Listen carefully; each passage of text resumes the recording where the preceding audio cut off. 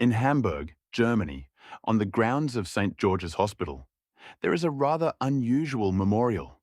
It's a stone column covered with names: doctors, technicians, scientists, radiographers. When the memorial was first unveiled, it carried 169 names. These were people who had worked with X-rays and radium in the early years of the technology, when almost nobody understood the risks. Today, they are remembered as the X-ray and radium martyrs. And among those names is a British doctor called John Francis Hall Edwards. His story is one of the strangest in the early history of radiology. Hall Edwards was born near Birmingham in 1858. His father was a druggist who later became a doctor, so medicine was already part of the family.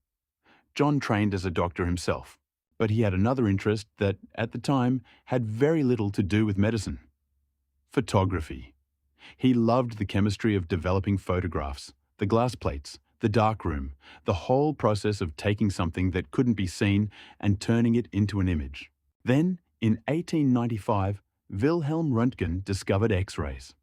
And almost immediately, people realized that these strange new rays could do something extraordinary. They could show the bones inside a living person. When the news reached Britain in January 1896, Hall Edwards was fascinated. He started experimenting with X-rays almost immediately. On January 11, 1896, he X-rayed the hand of a colleague. There was a needle buried underneath the skin. The X-ray showed exactly where it was. Think about how strange that must have seemed at the time. A doctor could look at an image and see something hidden inside a person's hand without making an incision. Within weeks, Hall Edwards was taking X-rays of other parts of the body, including the spine. He even used X-rays during an operation to help a surgeon locate something inside a patient's body. He was very good at this, and because he was so interested in the technology, he spent a huge amount of time around X-ray equipment. That was where the problem began.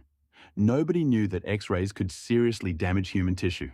There were no radiation safety departments, no personal dosimeters, no dose limits, no lead aprons hanging beside every machine, and certainly no one telling the operator, "You've had enough radiation for today." If you wanted to know whether X-rays were dangerous, there was really only one way to find out. People's bodies told them. Hall Edwards was one of those people. He repeatedly exposed his hands while working with X-ray equipment, and eventually the effects became impossible to ignore. But before his own injuries became severe, Hall Edwards took his X-ray machine somewhere even more difficult: South Africa.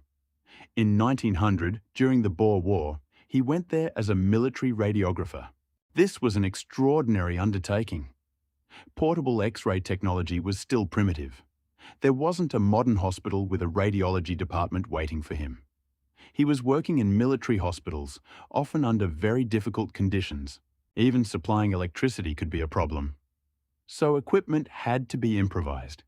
Generators and engines were used to provide the power needed to operate the X-ray equipment. For around 14 months, Hall Edwards used radiography to examine wounded soldiers. He could locate bullets. He could assess fractures. He could help surgeons understand what was happening inside badly injured bodies. It was one of the earliest examples of X-rays being used in military medicine. But by this point, his own hands were beginning to suffer. The skin was damaged. The injuries became chronic. And eventually, cancer developed. In 1904, Hall Edwards presented a paper about his own condition to the British Medical Association. There's something remarkable about that. He wasn't simply telling his colleagues that radiation might be dangerous. He was showing them what had happened to him. His hands were the evidence. And he was warning other doctors not to make the same mistake. Unfortunately, the warning came too late for him. In 1908, his left arm had to be amputated at the elbow. Then things became even worse. 4 fingers on his right hand were removed. He was left with only his thumb. At that point, you might imagine that his life as a doctor and his life as an artist were both over. But Hall Edwards didn't stop. He learned to paint. He held the brush using his remaining thumb and an artificial finger and somehow managed to produce landscapes good enough to be exhibited. He also became involved in local politics. He served on Birmingham City Council and worked on public health issues. And he continued talking about cancer and the dangers of radiation. So, even after losing an arm and most of the fingers on his other hand, he remained active. He lived for nearly another 20 years. Hall Edwards died in 1926 at the age of 67. The cause was cancer. His damaged hand was later preserved as a specimen at the University of Birmingham Medical School. And there is something unsettling about that.